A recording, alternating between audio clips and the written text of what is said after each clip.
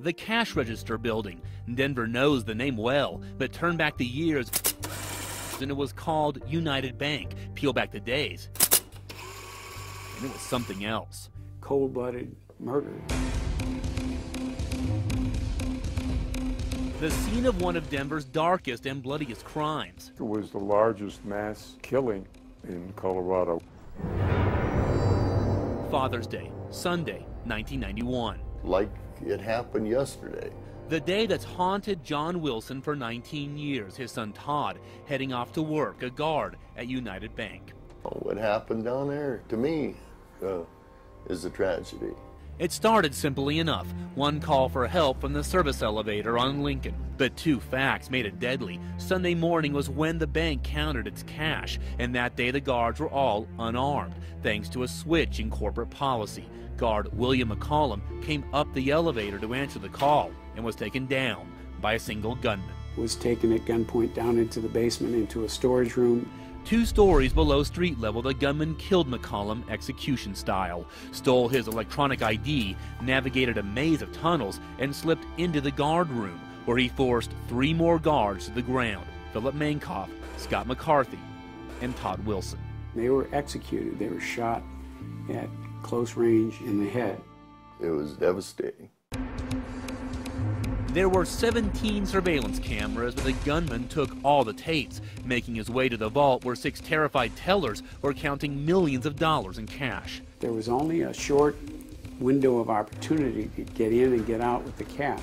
He let the tellers live. The killer took just under $200,000. The crime took under an hour, but the manhunt was just beginning. It was clear that the perpetrator had to have inside information and had to know that basement area. Someone like a security guard. Denver police and the FBI worked through a list of guards, past and present, until they came to a retired cop, a family man, James W. King. It seemed like another dead end, until King started talking. He was a former guard, admitted that he was downtown. King said he was downtown Father's Day morning looking for a chess game that never happened. Investigators didn't buy it. They wanted to know where his police pistol was, a .38 caliber Colt, like the gun the bank robber used. King said the gun had broken months earlier. He took the gun apart and threw all of the parts in a dumpster somewhere. Police searched King's house and found plans to the bank vault, police IDs with fake names. That immediately drew interest. King had shaved his mustache in the days after the robbery and asked his bank for a bigger safety deposit box. He was not acting like somebody who had nothing to hide. And there were those tellers, 6, who saw the gunman in sunglasses and a hat. Denver police showed them this photo lineup, and 5 tellers identified James King as the gunman, and police put King, the former cop, behind bars. The day they made the arrest, you had really high hopes. All James King had was a phone call, one he made to a man he barely knew, ironically from the chess club. They played a chess game or 2 with him. Walter Garash, a defense attorney, maybe the most feared in Denver. I said, I don't think you have anything to worry about. I was wrong. The trial of James King would become as sensational as the crime itself.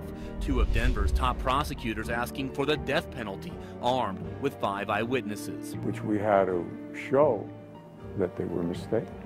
The trial was broadcast on national TV, and by the time it started, Garash had a plan worthy of a chess match. This is a case when they began to focus in on a person and they cast everything aside. Garash dropped a bombshell. Just 4 days after the crime, the FBI showed those tellers a binder full of 50 past and present United Bank guards. But then, 2 weeks later, the Denver police showed them a different 6-photo lineup in which 5 of the guards picked out King.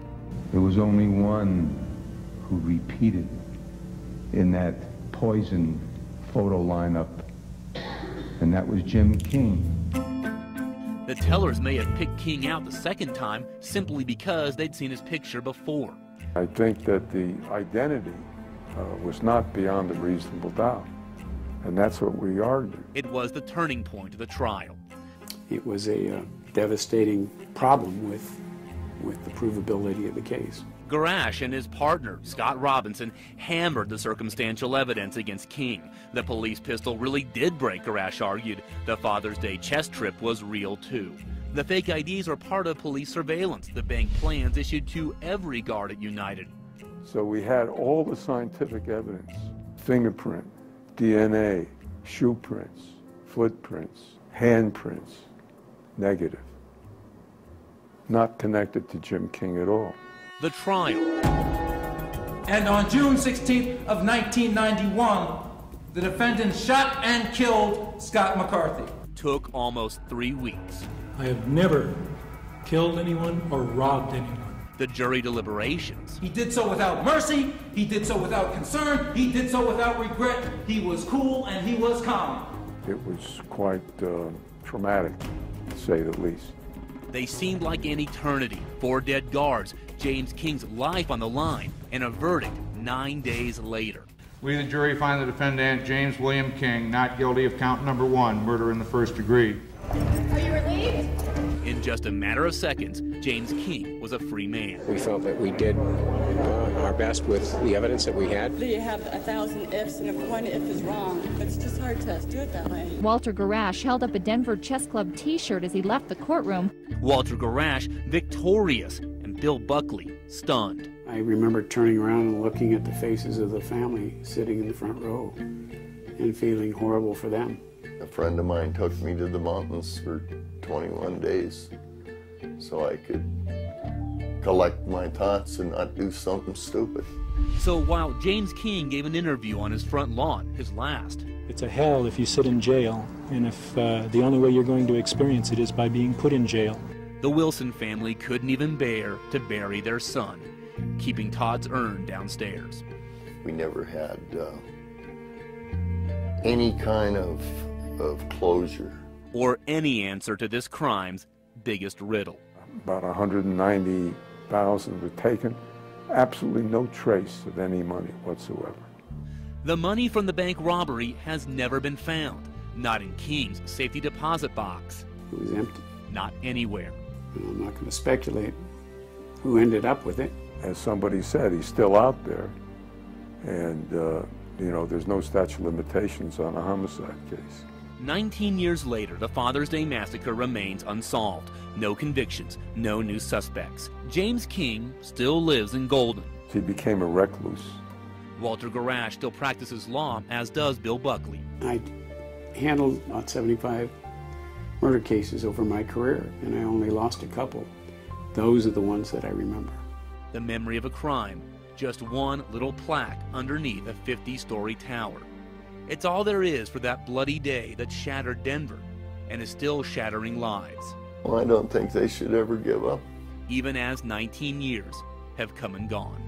Ever, until it's solved.